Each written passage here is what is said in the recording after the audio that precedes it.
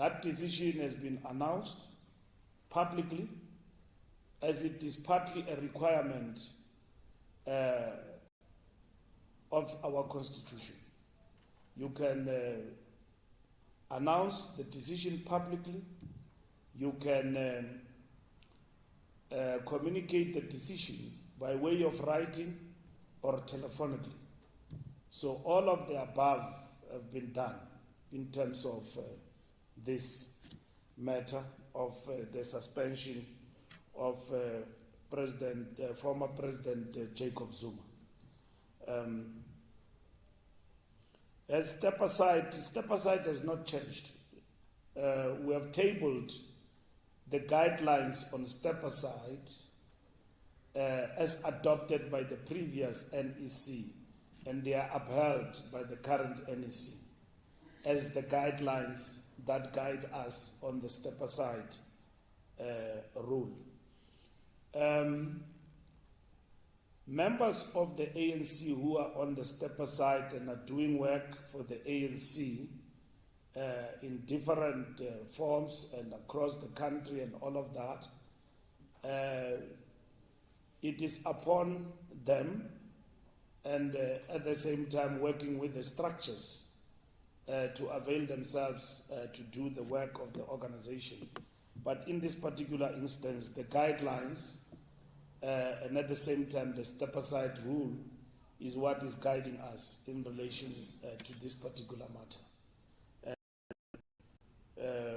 There are many of ANC members who are on the step-aside who have just been disciplined and going on with their business, and whenever they are called upon to assist, some of them have been there to actually do the work. It is across the country, not only in KZN, but they have not done anything that seeks to undermine the rule itself. We are operationalizing step-aside rule of the ANC for a year now or two thus far. So we learn also from experience. And the NEC reflected briefly on this in the NEC. So going forward, implementing the rule guided by the guidelines on this matter will continuously evaluate. Because even step aside as it is, some of the things that have been reflected upon is that if you don't have a position, what happens to you? Because step aside means step aside only from those who've got positions. If you are a minister, for instance, you are implicated, you step aside. But if you don't have a position, you are an ordinary member. So what does step aside mean for you? So these are some of the things as we strengthen ourselves as a party in relation to matters of integrity and ethical conduct. We are examining as we implement this particular rule. So these are some of the things that the NEC have flagged, and we will continuously reflect on and deal with as we move forward. Premiers are not announced by the president. It's a decision of the ANC. The ANC have taken a decision, with the exception of Western Cape. We will announce premiers after the election. We don't attach significance to personalities. We've got premiers now. We are the incumbent. Our premiers are there and they are doing a good job. So if you want to judge the performance of the ANC, we are not like a party that has resurfaced 2 weeks ago, that wants to establish itself in society by announcing premiers. We have had premiers for the past 30 years or so in government. And even now, as we speak, here in Gauteng, we've got one of the best premiers in the country. So if you want to challenge us, you will challenge our premier here. So you will have to announce your own candidate. So the ANC is an incumbent. It is the ANC that is challenged in its incumbency by political parties, small and big, and they announce their premier candidates. But our approach as a party is that premiers are premiers of the ANC And as a result, we don't attach significance to the personalities in this instance, as much as personalities play a role, but to us, it is the party that leads. And the president of the ANC is the face of that campaign. So that's why you will not find a poster of a premier in Gauteng, a poster of a premier in KwaZulu-Natal and everywhere else. You have one poster of President. So thank you for the question nonetheless. So we attach exceptionalism to Western Cape because there we don't have premier. We are not in power and we are challenging the DA. So perhaps there we may want to deal with the issue as the NEC guided with the premiership before the election itself, because it is Alan Winde there and the DA, and they want to change Cape Town to become a country. So it is very important that we need to challenge the DA in the Western Cape. So we are looking at that, and very soon, once those discussions are finalized in terms of the ANC, we may want to announce a premier candidate for the Western Cape. Newsroom. There are many rumors about, and if we were to entertain rumors that are malicious, and some of them is the work of what we call as the ANC counter-revolution. So when somebody wake up in this country and say, lady supplied arms to Russia, it's a rumor. Government goes and investigate that, and others say, why do you investigate?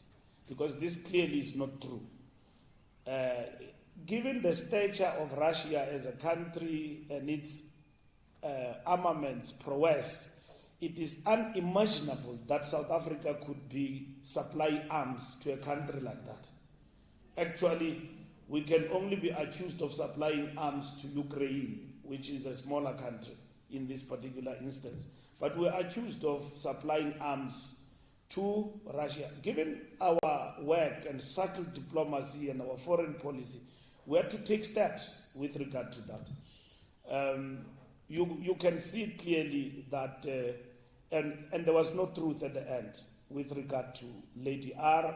There was a judge appointed. It was just a rumor and a malicious rumor that was just painting South Africa badly, and by an ambassador. Now, here is a rumor, faceless, coming from the media, circles, left and right, asking questions. If there is a country or a diplomat or anybody who accuses us of having received money from Iran, who is that person today? We expect such accusations to come from the Zionist state of Israel, because they are hurt by the stance we have taken, which is a stance in solidarity with the Palestinians and calling on them to stop the genocide. So they vow to do everything in their power to vandalize, maim, and at the same time deal with the South African government.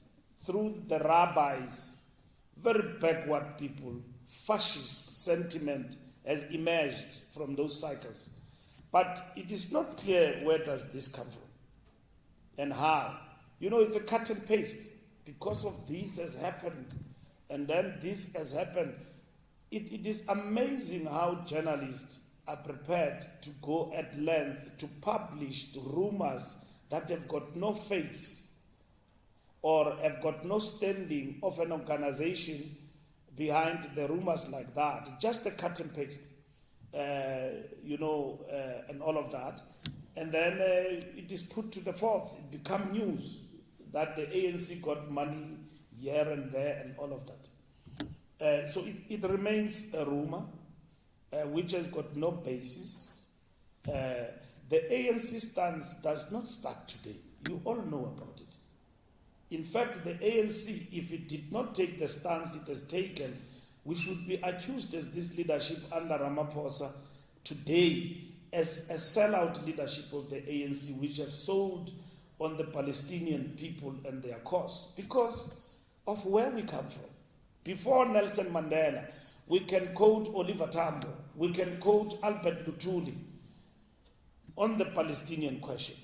You know, ANC has been very consistent because it's a reflection of our ethos, who we are. When we talk about internationalism, what do we stand for? In fact, it's an insult for anybody to think that the ANC is bored to espouse a particular decision. Bravely so. Now, this is a manifestation of counter-revolution because it comes faceless through the media. Then the media becomes the spokesperson of counter-revolution, faceless rumor like that there is this and so on. At least with the Lady R, there was a face of a man with a bow tie who made an allegation and jeopardized and brought his state to disrepute. The fact that he's still in our country is unbelievable. That how arrogant other states can be. That an ambassador in a particular country can make terrible accusations to a sovereign state, and there are no consequences for that. And there is no report that says anything till today. American public representatives, it's not the first time. I remember when I was Minister of Sports, another one said we bought the World Cup. And they could not prove it till today that we bought the World Cup. I was a minister. They said we bought the World Cup because somebody who died said so. And then that's it. It ended there. And then today we are asked about the rumor.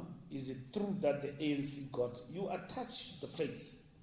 You say, so and so from this part is saying the ANC got money and this is how we got money. And money exchanged hands between so and so. And then that's it. We won't go to Iran these days because we're going to fetch money. According to these rumors, you know, we have been open, we declare to the IEC the money we get. Other political parties don't declare. The smallest political parties, you know, this morning I went to Krugersdorp. I drove to Krugersdorp from downtown Johannesburg, back and forth to Krugersdorp. I saw the posters of Rise Mzansi. They beat us on the postering, ourselves, EFF and DA. Hey, these people have got money. And they get the biggest share of interviews on radio news. These people have never been into power. They are not in power, they are not in parliament. So who should enjoy the biggest share of publicity? Because they've proven they've got constituency. Steenhuisen has got constituency with his madness and all of that, and the things that he says that are unthinkable and racist. But he represents that constituency. Malema has got a constituency. I've got a constituency. You are not shocked when you see me having to enjoy as a party that is in power, that leads, and all of that. But these other parties, yes, it's a democratic dispensation. Where did they prove themselves? It's a discourse. It's a debate on its own. Ask them where they get the money. They don't declare to anybody. Proliferation of political parties in our country sponsored by certain interests out of the country, including with interests of driving regime change in the country. You never ask the question, where do they get the money from? Nothing wrong, but why don't you ask, where do they get the money from? They are fleshy. They do things, that are done by political parties that have been in power for some time. But when the EFF had the rally in FNB, there were big questions about where did they get the money from, how much did it cost. When the ANC had a rally, you never ask the DA. Never. You have never asked where they get the money from. They declare, they get the money. We declare. We and the DA, we declare. But this question is only reserved for the ANC. and not even legit, but based on rumors, falsehood, and lies.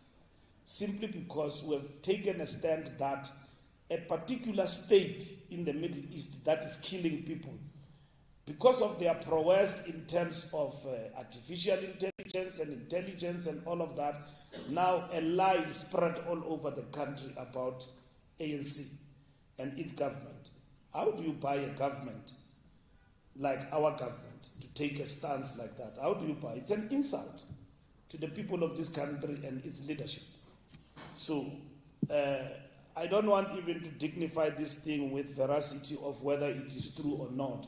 Clearly, it is a fabricated story to interpret a particular line and define and undermine our position, which is principled and which has been there over years as nothing else but a position of people who have sold their souls elsewhere in the world. And we are on the side of justice. More than 16 people in a court, international, agree with us. Individuals, one state says no, we are wrong. We went there, argued our case, and our judges, independent, agreed with us. Here in South Africa, what did the media say? South Africa will lose. And I saw them deleting tweets after the judgment. Peter Bruce was the first, deleting tweets. They are weak. Because everything that is done in this government must be slotted in the context of an election campaign to undermine the ANC. They will never win against ICJ. We knew that we go into ICJ, we can win or lose. But the morality of the story was that we are on the side of people, as we speak now, have been killed. And there is a genocide going on. We are arguing that case in the international court. We are arguing that case, not anywhere else through rhetoric or anything. We are arguing that case with facts in the international court. And we knew that whether we lose or we win, the moral of the story is that Palestine must be free. That's the fundamental issue to us. Palestine must be free. We cannot go on with our business as the world.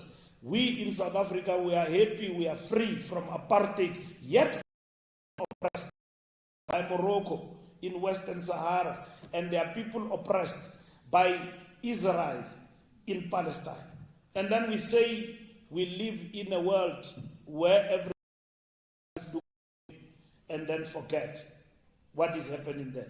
Nobody forgot us when we were oppressed. Nobody asked how many years will it take for apartheid to be defeated. People were determined to say no to apartheid, free South Africa. And we stand there as South Africa today.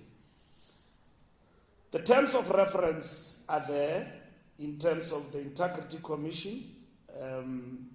The terms of reference guide the Integrity Commission so that the Integrity Commission is a committee of the National Executive Committee.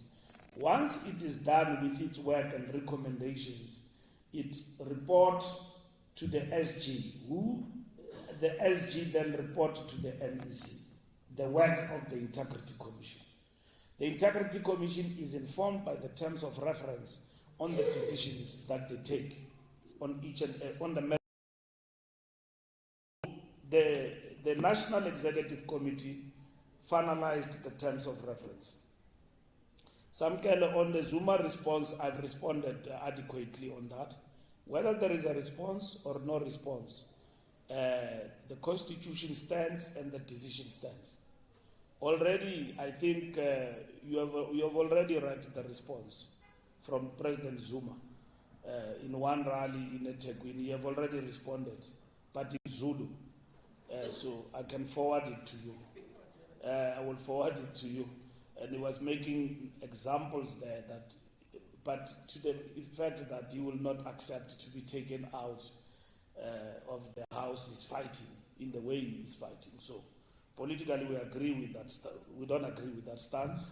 He has transgressed and we're taking him on. So we are subjecting matters to that particular process. The EFF stepped us at the EFF is not our ally, in a sense, in all these coalitions. We have taken a decision in relation to the EFF and the coalitions we have with them. We are looking at those decisions. We will convene a special meeting probably next week virtually so that I prepare you. There will be a virtual meeting which we will finalize our work on coalitions and so on, and we'll give a report publicly with regard to that. Obviously, the EFF stance in terms of coalitions and the ANC it's a very dangerous one. It's very dangerous because it is the ANC that seems to be begging with the cap in the hand to the EFF in these coalitions. There's no principle, there is no honesty, there is no loyalty in terms of this agreement. So EFF is what is called the kingmaker. They can agree with you today, they can work with the DA and everybody else against the ANC and so on, based on whatever grievance. So if you are coalition partners, you have to ventilate issues in a meeting and talk about issues and your displeasure. You don't decide that tomorrow because that affects service delivery. But overall, we have said as the ANC that these coalitions have not worked for the people of South Africa. Coalitions is an outcome of a democratic process, the elections, meaning that people have not come out in their numbers, low voter turnout, you produce coalitions. Meaning, there is no winner takes all. It doesn't work. Commit a party to power so that that party can be accountable. In this particular instance, you see potholes in Johannesburg. When I came from Krugersdorp in this trip, they are now vandalizing the graves here in Johannesburg. And then I asked, where is the municipality? Here in Johannesburg. The robots, because there is load shedding, are controlled by these chaps who sleep in the street. They control robots, they are not trained. They control the movement of cars. It was good camaraderie at the beginning, but now it really showcases a state that is in a state of disaster and collapse. Johannesburg was never like that. There was a cooperation between the private sector, JMPD. They were working very well. Whenever the robots collapse, there will be that company, I don't want to mention by name, insurance company. They are doing professional, splendid job in terms of controlling the traffic, especially in the afternoon when there was no. Now, a local government assists with the matter of coalitions, and you are a local government that is faced with a larger congestion of cars on the roads. You obviously have got to plan for that. You've got to plan for that. When the robots are off, you have to control traffic. Now, it doesn't happen. Now, our brothers who are here in the streets and all of that, it has been left to them. You know, those are signs of ungovernability.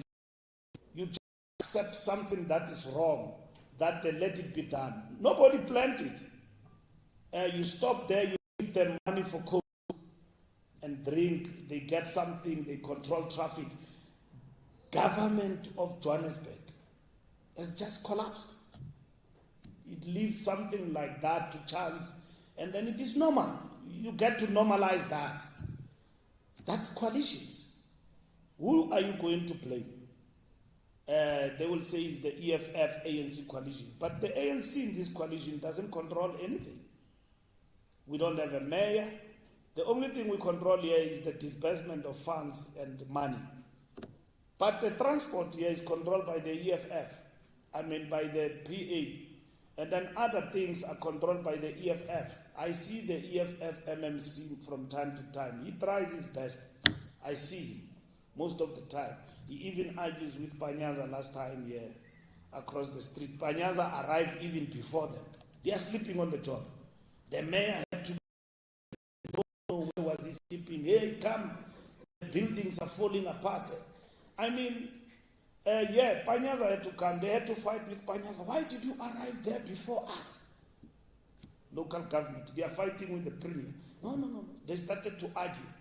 Whose terrain is this? People are dying here. What if the MMC has gone on holidays and so on? So Panya arrived with these people there and all of that, which is what public representatives must do. But we are running Johannesburg. Johannesburg is the city in Africa, and then it just collapses like that. Roads, we used to have a roads agency here in Johannesburg. Very effective. They are very effective. What happened to those? There is a problem. Coalitions, how they operate.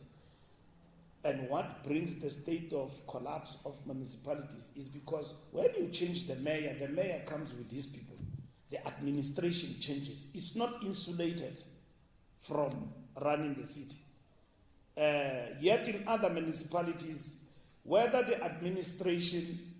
political administration goes, the public servants remain unchanged. Here in Johannesburg, if the mayor tomorrow becomes Mbalula comes with his people, the MMCs come with their own HO. In a coalition, it's instability. Coalitions for us. And that is why we can't blame it on anybody but ourselves, which is why we work for outright majority in this country. This thing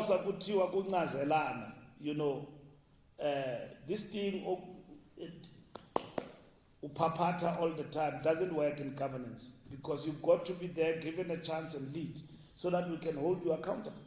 So here now, the situation is different because everybody has got a say. And then all of them hide behind the ANC when it is convenient. Because people on the ground, they don't know these political parties. They know the ANC. I can take you to Soweto, to Diepsloot. They don't even know who's the mayor of Joburg. I can take you there. They blame the ANC. No, the ANC ka Ramaphosa. Ingasnikeza ama potholes. Uyabona. Ile ANC ka Ramaphosa yenza kanje kanje. Local government, they don't understand. They know they are ANC. And they decide right there and there that I'm not going to vote because the ANC is not in power in Joburg. We lost power 10 years ago. Johannesburg and Pretoria and Ekurhuleni. We lost power there. And Nelson Mandela. They fall, those municipalities are in the hands of the opposition. And you can compare between us when we were there and them when they are in charge, like Pretoria. Thank you very much.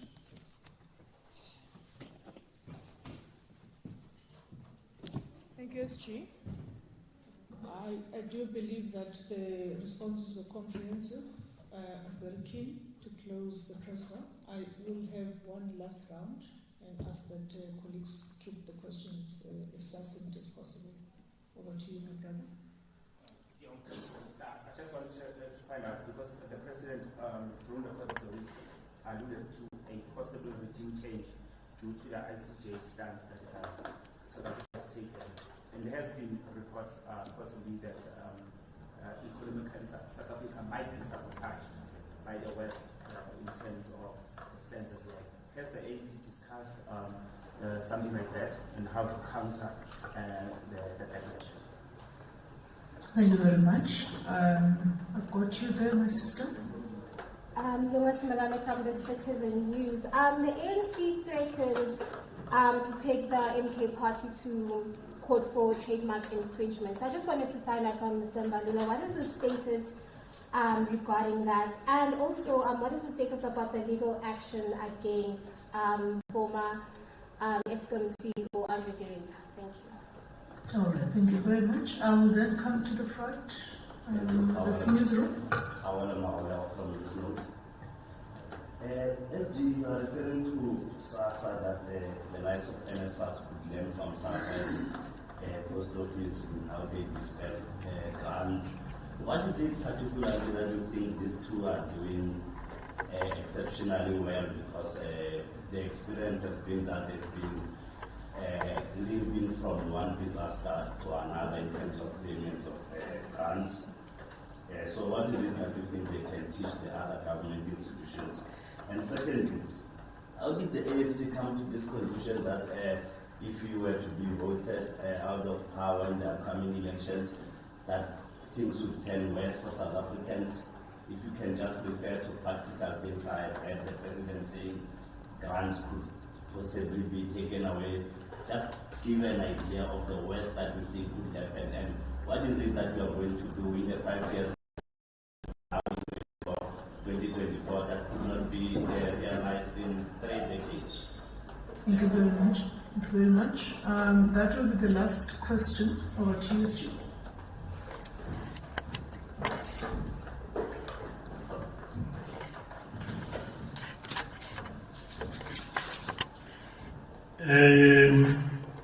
Some of the things is an account of what we may characterize as political polemic. It doesn't have to be gauged by facts. It's what we call political analysis. You either agree with it or you don't. The political analysis, what we have seen in the African continent, in the experience of political parties and the revolutions that have been undertaken, that those who are on the opposite side undertake steps, including using their powers economically and otherwise to effect the regime change. The fact that Cuba today is subjected to economic blockade because of their beliefs is one significant example of what superpower mentality actually is, and what in ideological terms economic dominance of a particular superpower by usurping powers and rights of nation states' sovereignty is clearly demonstrable in terms of the experience of Cuba and what has happened in Africa, Latin America, and all of that. So regime change necessarily doesn't happen in a classical way of people being outvoted out of power. It is effected in different ways. And the manifestation of that differs from one country to the other. In our country, we have seen the proliferation of smaller political parties and the support that they get internationally, financially so, the muscle that they get, but also those that we fight against have sort of tried to muzzle South Africa economically and threatened our sovereign independence economically. And in this particular instance, you would have seen those instances. AGOA was one such, that I've got this that works for you, and I will use it against you if you don't take this particular stance. So you are being muzzled. And if not, if you don't toe the line, then we will support those who are eager to oppose you, to deal with you.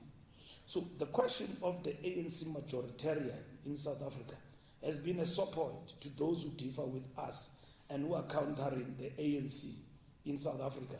The ANC which lead the African Revolution, the ANC which is the liberation movement. And those who are opposed to us have always made it clear that they likened the ANC to an elephant, that it is an elephant that must be eaten piece by piece. So they don't come with a clear message that we are here for regime change, but they come in different manifestations. So we've seen that. It has happened. It has gained momentum at the present moment. So the regime change notion the president talked about manifests itself in that context. You take a stand to support the Palestinian, you go further, you do all things necessary.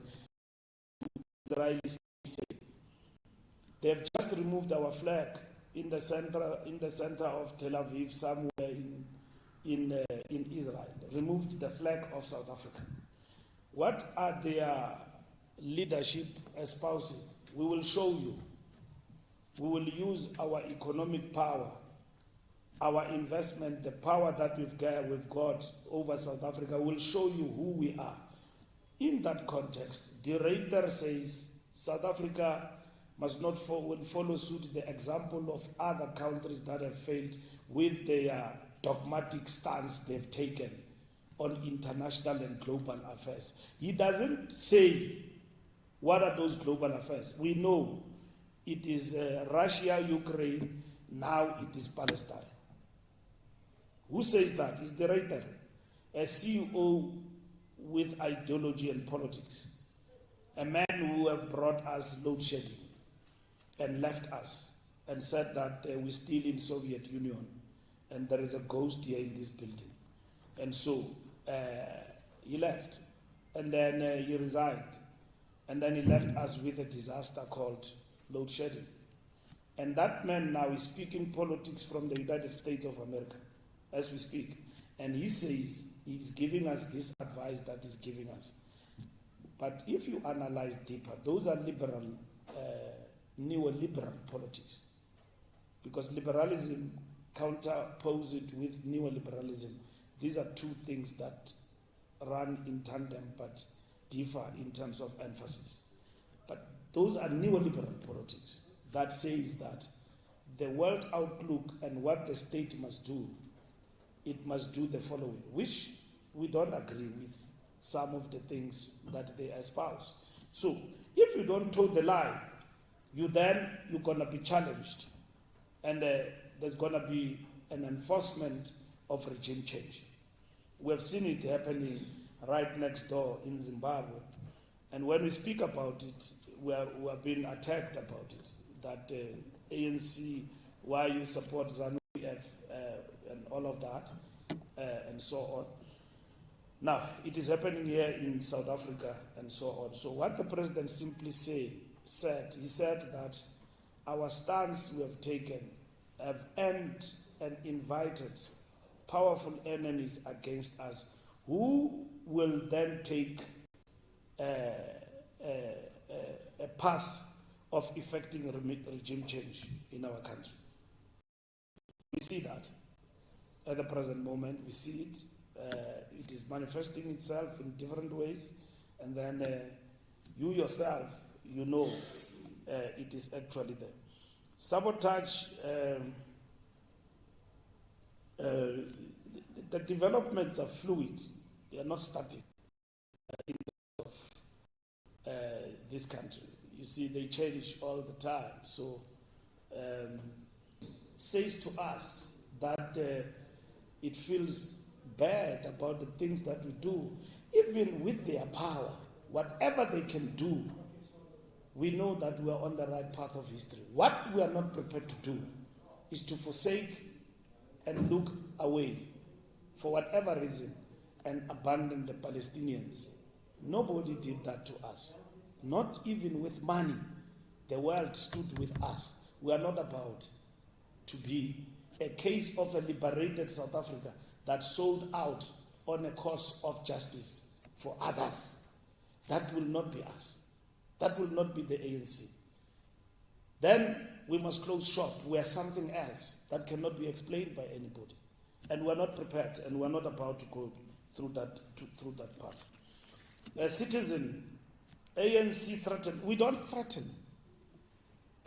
We defend what belongs to the ANC. If Zuma formed a political party and call it Jacob Zuma Foundation and transform it into a political party, we've got nothing to do with that, with his own colors.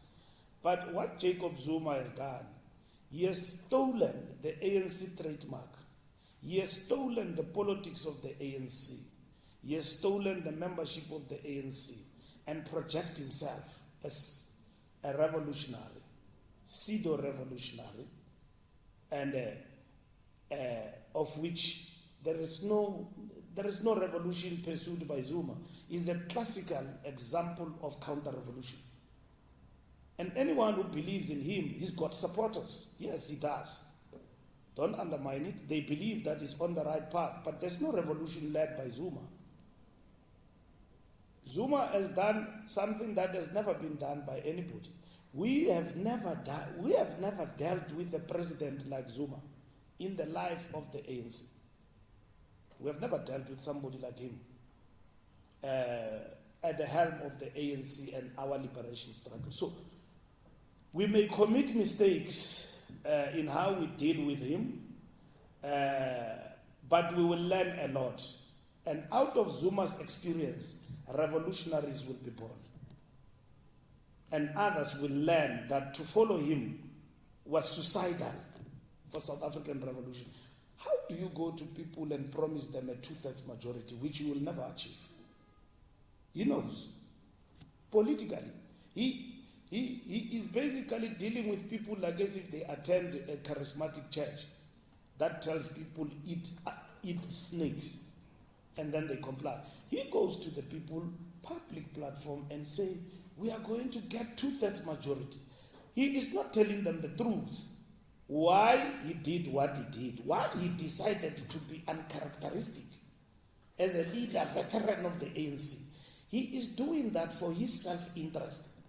Because Zuma is not happy about how things were handled around him, but equally, he has never agreed with the leadership that endorses renewal.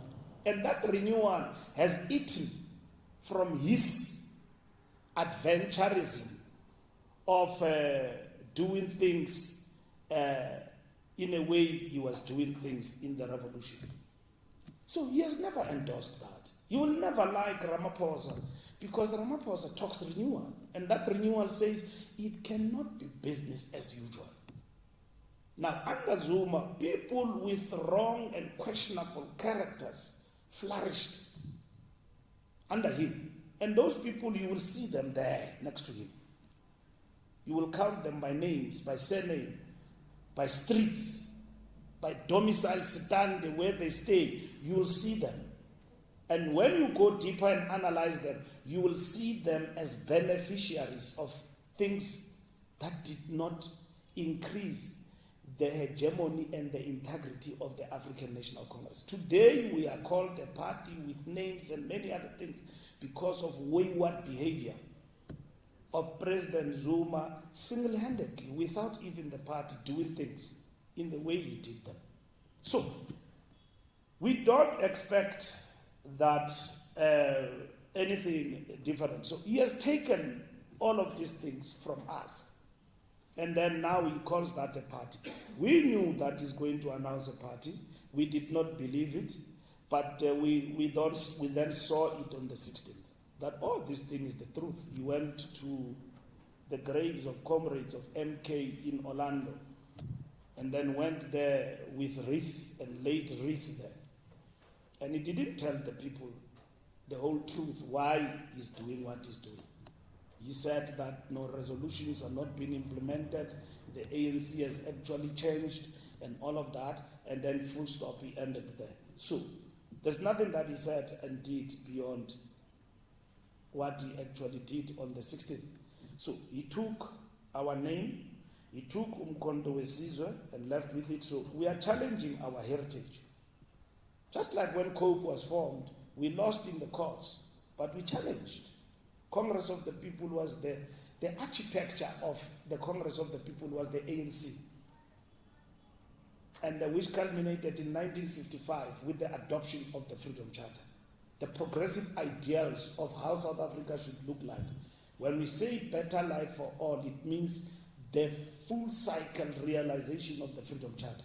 The reason we're still talking better life is because that Freedom Charter is still being implemented. So, 1955, COPE was formed. Terra and them, they then called it an organization. We went to court to challenge them, we lost. Zuma, we went to the Electoral Commission, and then they gave Zuma, he lost, and then they then gave him a certificate of a political party, not him, Kumar. And then even that part in terms of the street and name is the ANC office in Durban. And now, they formed this party. So we're challenging that, and we've been challenging it. Where are we now? I've briefed you. You don't attend press conferences. If you don't, just check your WhatsApp group, you see, so that you see what we said. But let me explain to you again, citizen. We said that we have challenged Jacob Zuma on two fronts. One is the patent, meaning MK, Umkhonto Wesizwe, is our trademark as the ANC. Everybody knows that. And then secondly, we are challenging the deregistration. We are saying MK must be deregistered. We are taking that matter to the Electoral Court.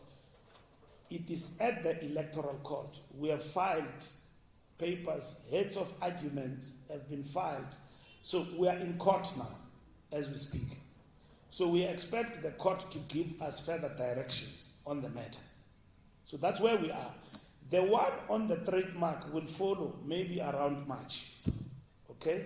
This one is urgent because that Umkhonto Wesizwe is our colors, is our logo, is our slogans, is everything. So it is meant to confuse the voter. There is a political party that benefits out of ANC colors every year. They don't even campaign, but I don't want to mention them by name. But you are guaranteed in parliament they will have 2 seats, 3 seats. What now about a party that calls itself Umkhonto Wesizwe? That's a daylight robbery and looting of ANC assets. So we're not going to allow that. We don't agree with Mr. Zuma's politics, and we have made it very clear. And we will deepen the understanding of ANC membership about those politics. But we are not going to make Zuma the ANC election manifesto. We are the incumbent. We've got the responsibility to account to the people. But for the irritation that he is, and the short memory that he has basically become, he's got a short memory now. He forgets everything. He blames it on us and everything. We are going to remind him. But we have taken a stance already. So we don't want to make him, because some of these things are done deliberately, so that we forget and then we focus on Jacob Zuma. Has said many things, some things which he said when he was still here in the ANC. At least we had an obligation to call him to order. Now he's saying them openly, which some of them don't bother on anything but on tribalism, chauvinism, and openly attacking sex marriages, openly, without fear. Things he would have never said when he was still here in the ANC, because he knows the ANC does not discriminate. Now he's got a license, and he's still going to say those things, and they are horrible. Don't be shocked. So, coming from a Democrat and a person who was prepared by the ANC for years to become what he is. So we're going to be focused on our task. The Reiter case is still continuing. We gave him the papers in Germany. He shifted, he's now in the US. He's nomadic, he's living an international nomadic life. So when we catch him here, he moves to another direction. But as soon as he touches in South Africa, we will deal with him equally with the same, determination to get him to account and so on. The Pretoria High Court agreed with us and gave us a citation to serve the Reiter with papers, which is what we have done. He was in Germany, he left Germany, he's in Harvard, somewhere there in America. That's where he is. Whenever he comments and conduct parliamentary engagements with the Portfolio Committee or SOPA, he's doing them virtually outside the country. So we will deal with that. Lastly, the questions about SASSA is the best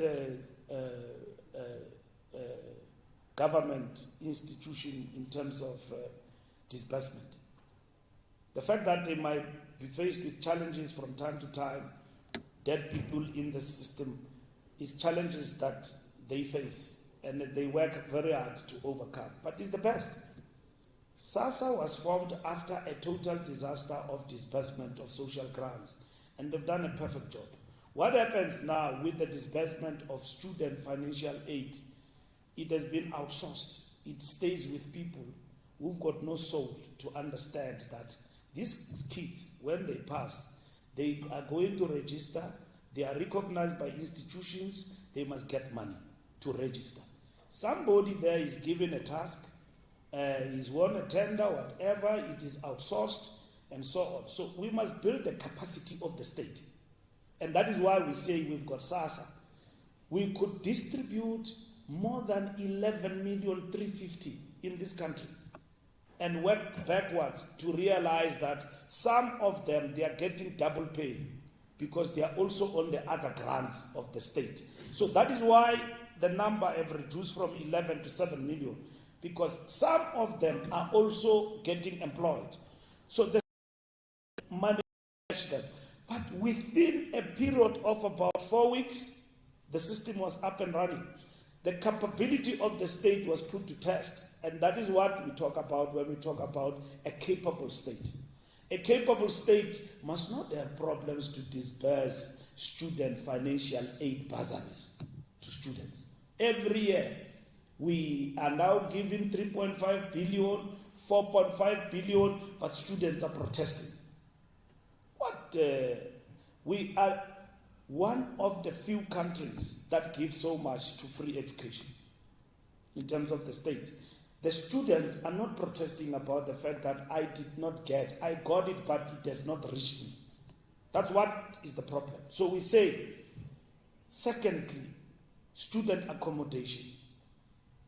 Why is this thing in the private hands? Why is the state not building student accommodation all around? Why? Forever and ever. So these are the suggestions we have put in the bucket of the minister to consider, and so on. So the difference with this is that you can have challenges of people in the system, but the capacity of the state to disburse social grants has been proven beyond reasonable doubt that it is working. It is working. It is possible that as a student you can have a SASSA card for your financial aid, like people have got a grant and all of that. And then that's it. When you were a student and you were still at TEFSA, I'm sure when you product at TEFSA, when in jail. So you will know when you pass there and then you get employment. They don't even phone you. The company tells you there where you are working newsroom, they've deducted 15% from your salary. It's TEFSA because you owe the university. Was it not like that? So why do we change the good things? Where did it change and when? So capability of the state is being challenged here. So we need to address that because it's a problem for us. As the ANC, we are affected as a ruling party that we've got students who come here at office, they have passed, they've registered, but they don't have money. They don't have accommodation. So that's the problem, and yet there is money in the system. The money, where is it? In outsourced companies. Mbalula and his company with his short trousers is owning a company there, and then is not disbursing the money to the university and all of that. So the capabilities there are a problem. That must be addressed. Now, when government tried to address what happened in Wusu with that 14 million which was charged within a week by a student, then they globalized the problem in response to that. Even those who don't have a problem, they then make this a problem. Because that was a problem. 14 million gone by mistake into the system. So, as much as there is a challenge, there is an opportunity again. That's what we are saying. There is an opportunity to intervene decisively and centralize things and show the capability and the capacity of the state to address these challenges of NSFAS. What is worse that will happen if ANC loses? Now you want a discussion one-on-one on the manifesto at the press conference. I will take it till 4 o'clock this afternoon. We are launching the manifesto on the 24th. And then you have analyzed manifestos of political parties, and you have heard them. DA launched their manifesto, I think, last year. You have even forgotten. I don't know what they are going to launch now. They are going to call it manifesto or something.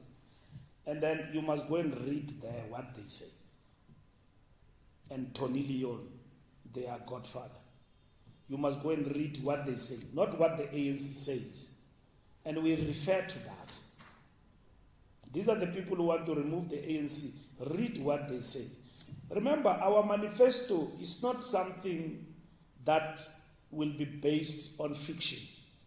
Our manifesto is going to be based on, we have done the following things as the incumbent, and we know now, because of this, what needs to be done to fulfill what we need to do. The other day, the president talked about the raw materials. We've been talking beneficiation. We cannot afford to talk theory when we have learned from experience what needs to be done. Our economy needs decisive intervention in terms of industrialization. What do we need to do? We produce raw materials, and then we need to produce and create factories in our country where we export finished products. In that way, we create jobs for our people inside South Africa. That's what our economy requires. Jobs. So that's what we're going to do. So our manifesto speaks to that, not about others.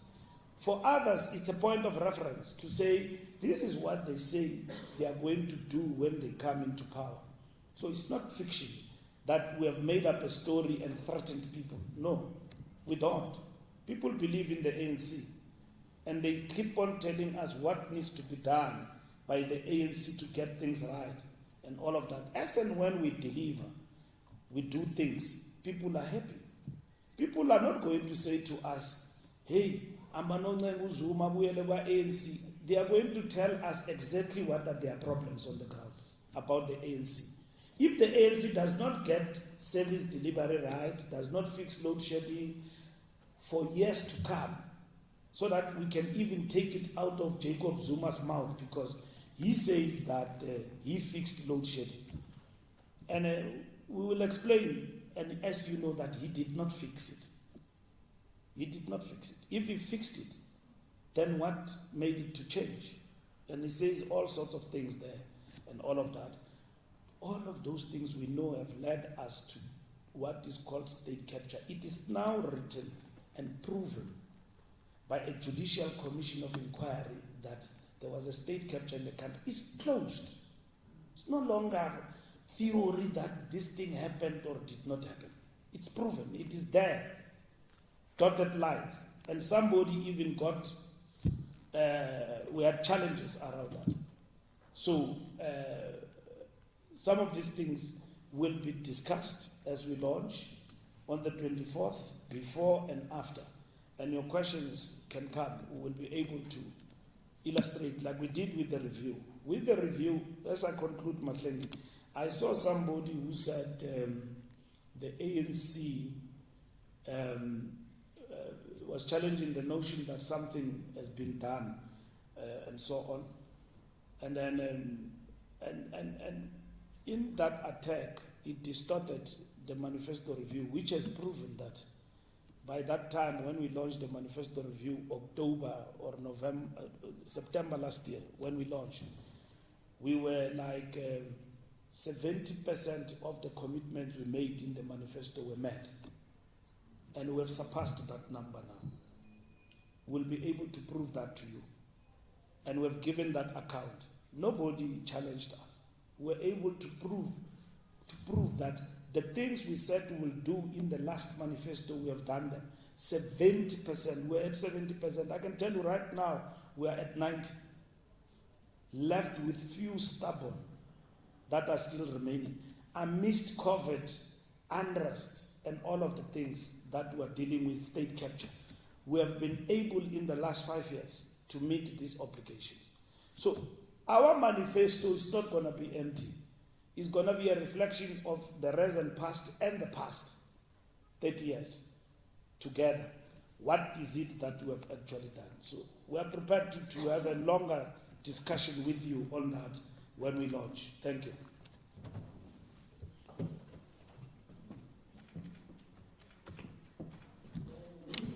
Thank you very much, colleagues. This then brings us to the end of this press briefing. Have a wonderful afternoon. Thank you. Thank you,